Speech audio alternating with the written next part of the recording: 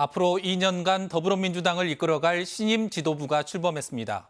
예상대로 당대표에는 이재명 후보가 선출됐고 기대를 모았던 송갑석 후보는 최고위원 진출에 실패했습니다. 주요 정치 이슈 오승용 킹핀 정책 리서치 대표 모시고 이야기 나눠보겠습니다. 대표님 안녕하세요. 네, 안녕하십니까. 더불어민주당의 이번 전당대회 결과 먼저 총평부터 한다면요. 네, 기회와 위험이 동시에 존재하는 분기점에 서 있다. 네. 이렇게 평가할 수 있을 것 같습니다. 먼저 기회의 측면을 보면 77.77%로 압도적 승리를 이재명 후보가 거뒀습니다. 친명계 최고위원이 5분의 4에 이르고 있고요. 강력한 리더십으로 일사불란한 혁신 드라이브가 가능한 지도체제다. 과감한 인적 쇄신으로 재집권의 토대를 구축할 수 있는 환경이 갖춰졌다. 이렇게 말씀드릴 수 있을 것 같습니다. 위험의 측면도 있습니다. 기울어진 운동장으로 전당대회가 치러지다 보니까 참여율이 저조했습니다. 네. 지도부에 레드팀이 없습니다. 팬덤 정치에 의존하는 민주당의 극단화 경향이 존재한다는 우려도 있습니다. 이재명 대표와 일부 의원들의 사법 리스크도 있는 상황이고요. 의원 절반 이상이 비명계이다 보니까 일방적으로 혁신 드라이브를 거칠 경우 저항이 있을 수 있고 총선 전 분열의 위험이 있는 거 아니냐는 우려도 있습니다. 네, 그렇군요.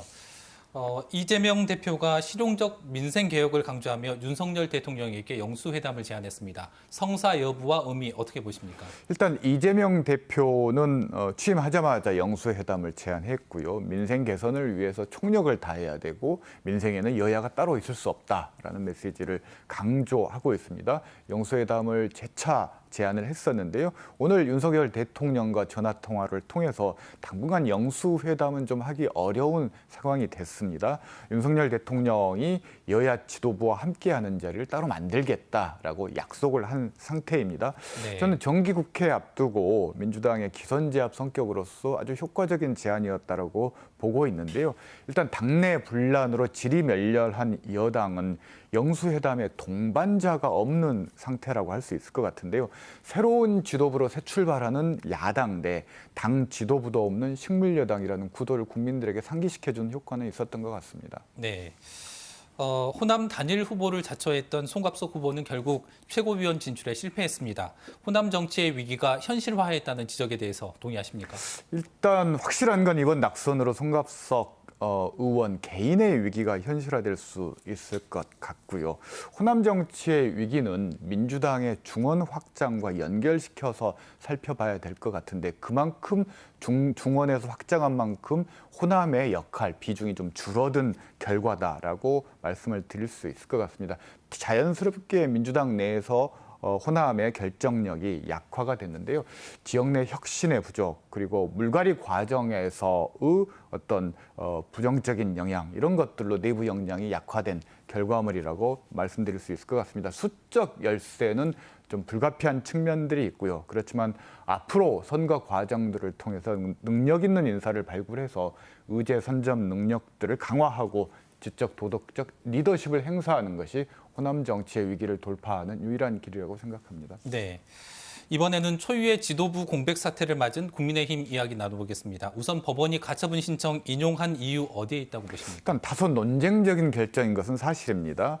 이준석 전 대표의 청구는 각하했지만 주호영 비대위원장의 직무는 정지시킨 결정이라고 할 수 있는데요.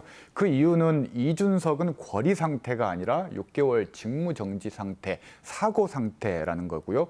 일부 최고위원이 사퇴했지만 지도부 붕괴는 아니다. 따라서 비상 상황이 아니기 때문에 비대위원장의 직무를 정지시키겠다라는 게 법원의 결정 취지인데요.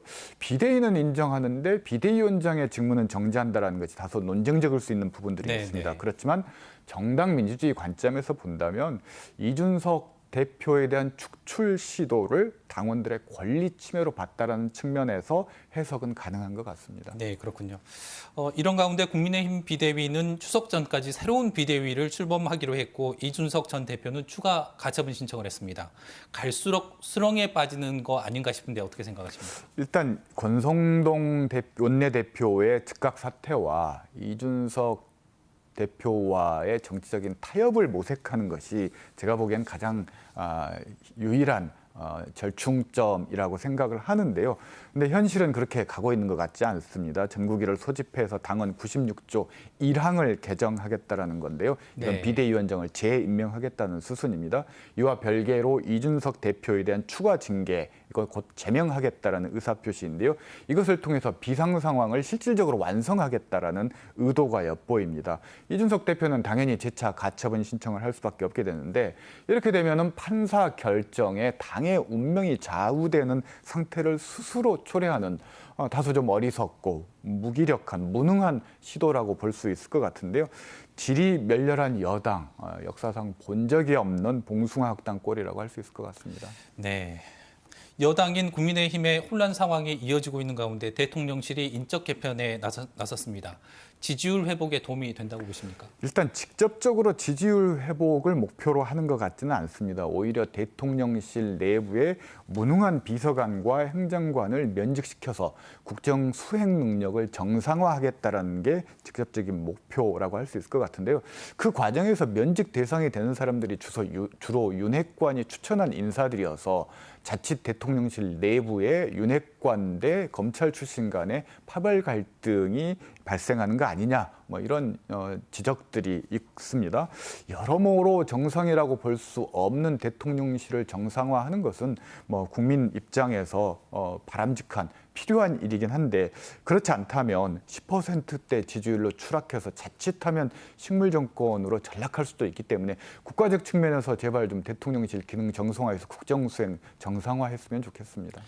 네, 말씀 잘 들었습니다. 고맙습니다. 네, 감사합니다. 지금까지 오승용 킹핀 정책 리서치 대표였습니다.